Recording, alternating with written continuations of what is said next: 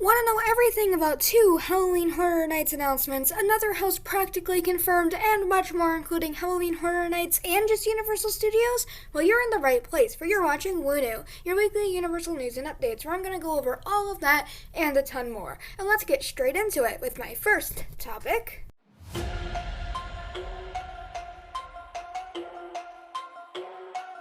Halloween Horror Nights, where we have the good, the scary, and the gory. So this week, it was announced that The Bride of Frankenstein Lives will be returning to Halloween Horror Nights 30. Now, this video, which is you're seeing right now, is absolutely awesome for this house, and this was quite a well-received house last year when it was released for a few months. Now, this will be coming back, and hopefully it will be as well-received as it was before, along with the Tooth Fairy and Beetlejuice. Next up, it was also announced that the Texas Chainsaw Massacre will be returning to Halloween Horror Nights 30. It will feature the Sawyer house, including the parlor and the blood-soaked kitchen. Now, the Texas Chainsaw Massacre is a massively popular movie franchise, and it's been to HHN a lot of times before. However, hopefully this will be a good reputation for the Texas Chainsaw Massacre, and it will be a fun house. Next up, frames were seen being put up at the tent behind Men in Black, most likely for Halloween Horror Nights, and this would be confirmed as later a mural of a family was placed back there. It features the family and a welcome to Carey with an S behind it, making it scary from a certain point of view. This is almost confirming a Carey, Ohio themed house to go there. And an aerial view of the sign showed us the bottom right of this billboard. It also showed us the barrier staged under it. Another aerial photo would show us the other side of the billboard, which reads, "A nice place to live," with the word live crossed off in red and the word die underneath. Also, more scare actors will be casted on Tuesday, along with Bigfoot and hybrid stilt walkers. Scare actors who are 5'7" and taller need to be slender to athletic builds and be able to portray female roles. Actors 5'10" and up need slender to athletic builds. Scare actors do not need previous experience. However, stilt walkers cannot weigh more than 190 pounds and do need to have previous experience in stilt walking. The submission deadline was July the 19th, so you're not going to be able to submit by the time this is out. I'm very sorry about that.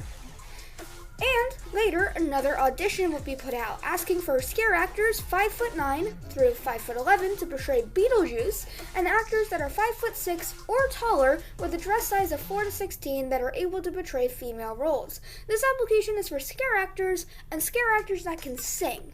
The people who can sing need a smoky lounge-style voice, and the deadline for this was also July the 19th.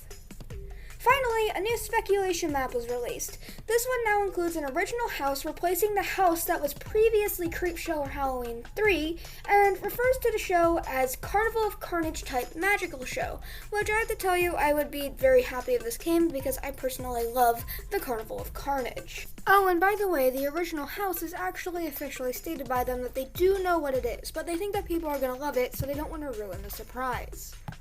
So that's a lot of news about HHN, but let's talk about some news just for Universal in my next topic.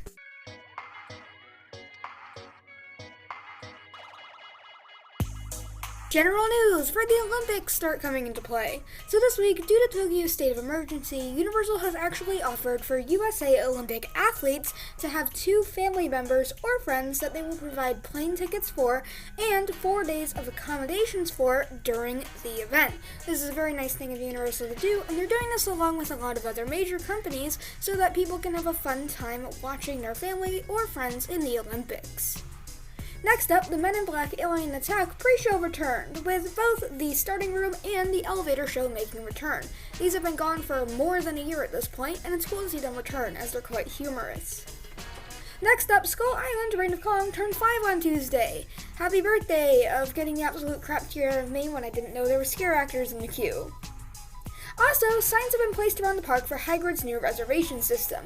If you didn't know, a new reservation system has been put in place for Hagrid's, where you're given a wait time instead of choosing one. And it's only on a website and not on the app, so there are things around it with QR codes so that you can get it easier.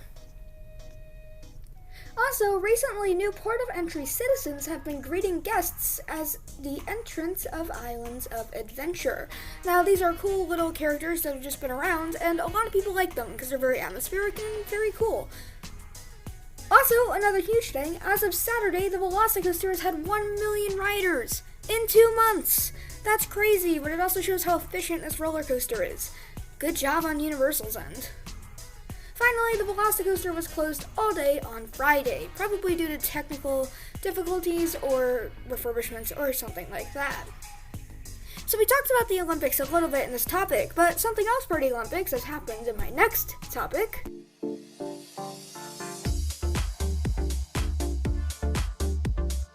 City Walk, the home of all of the merchandise you forgot to buy in the parks. So this week, the Olympic rings for Rings Across America would appear on Thursday night, pretty late at night so that they could be prepped for Friday and Saturday. Now, the Rings Across America, as I said before, would appear in front of the arches as planned. They would be there on Friday and Saturday from 10 a.m. to 8 p.m., available for photos. Also by these arches, 2 large metal poles, which were framework, were being set up. We have absolutely no clue what they are. However, I'll be very interested in what they're going to come up with. As for some merchandise, the studio store received new Harry Potter wand pens and bookmarks. They have the wands and bookmarks of Snape, Ron, Luna Lovegood, Draco Malfoy, a just general Death Eater, Voldemort, Ginny, and Narcissa Malfoy. There's actually no Hermione or Harry Potter ones, however, we'll probably see those coming in later, as I wouldn't see them missing on an opportunity for those. The studio store also received new Deathly Hallows themed coin purses, wallets, backpacks, mini backpacks, and clear wrist bags. So that's a lot of stuff that's come. However, let's look at stuff that's going to be built or has been built in my next topic.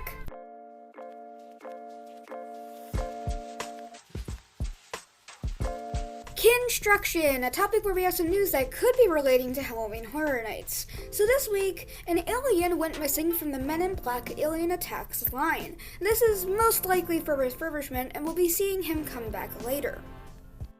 For the HHN things, the Fear Factor Live sign has now been covered, normally something they do when they have a show there. Also in the stadium, black curtains have been hung over the stage to conceal it from view at the Fear Factor Live stadium. Now, this most likely has to do with them setting up for whatever show is going to be for Halloween Horror Nights, as this is normally when those kinds of things get set up. Not to mention, this stadium hasn't been used for much else in the past few years, so we can have some pretty high assumptions that it's for Halloween Horror Nights. So that's a lot about an event that has a bunch of food, but not anything about the food. So let's talk about some food in my next topic.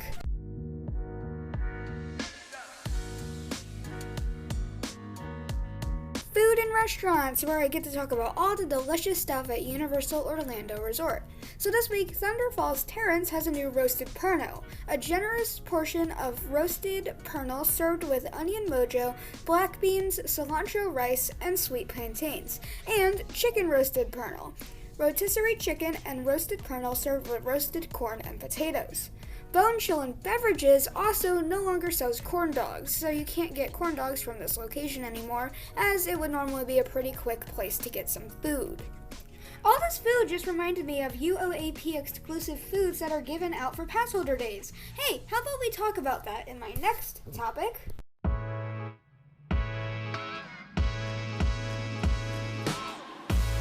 Universal Orlando annual pass holder news, where we have some fun stuff to talk about this week. So this week, for Appreciation Days, UOAPs can stay in the Endless Summer Resort, surf, or dockside, starting at $69 a night. Now, this is actually quite good, as when you do like a 6-day deal, which is normally their cheapest way of doing it, it only adds up to about $85 a night. So you're going to be saving a lot of money, UOAPs. Also, the August button was announced. It is going to be a Holy Crepe button based off of Central Park's Crepes, which opened last year and is massively popular.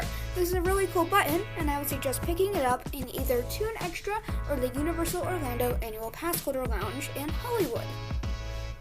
So that's been a lot of stuff for this video. However, let's take a look at some of my final topics, starting with my next topic.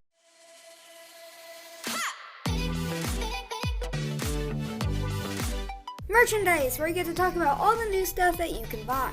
So this week, the Tribute Store received new lithographs that are replicas of the posters found in the Tribute Store and the Velocicoaster locker room. They are themed to the Velocicoaster, Jurassic Park River Adventure, the Mosasaurus, the Tyrannosaurus Rex in his Tyrannosaurus Rex Kingdom, Gyrospheres, and the Pteranodon Flyers. Also, the Five and Dime previewed a Bride of Frankenstein shirt that reads, "The monster needs his bride," and Frankenstein. This shirt would also later go onto the online store, and unlike the other HHN shirts, would not run out of stock, so I'm pretty sure you can still buy it on the online store now. Also, a blue Velociraptor pillow pet became available in the Studio Store. These are pillows that have a Velcro strap on the bottom of them so that they turn into stuffed animals. The Studio Store also received a Tyrannosaurus Rex mug, the handle of which is the gateway of the arches into the park, reading Jurassic World, with the torches on the side. Finally, the free wand deal has returned in a different fashion. You get a free non-interactive wand with the purchase of a Universal Merchandise shopping card with a minimum of $295 on it. So, it's a difficult deal to get, however you do to get a free interactive wand out of it. So that's all the main things that I can find in Universal Studios Orlando this week, but I also have a small thing, which this week is that an atmospheric audio loop in port of entry of a woman winning in a casino was turned off on Monday. It has not yet to be turned back on, to my knowledge, however, this probably will come back later, or it won't, because to be honest, this is something so small, I don't think a ton of people would notice if it left. So that's everything that I could find in Universal Studios Orlando this week. I hope you liked it a lot. This video has been a good amount of work for me, and it's also just been a fun one to make. I'm very excited as I am going to Halloween Horror Nights 30 this year, and I'll get to see all of these houses. So, anyways, thank you so much for watching. Please leave a like and or subscribe if you want to see more of my content. And with all that said and done, this is Wunu, signing off.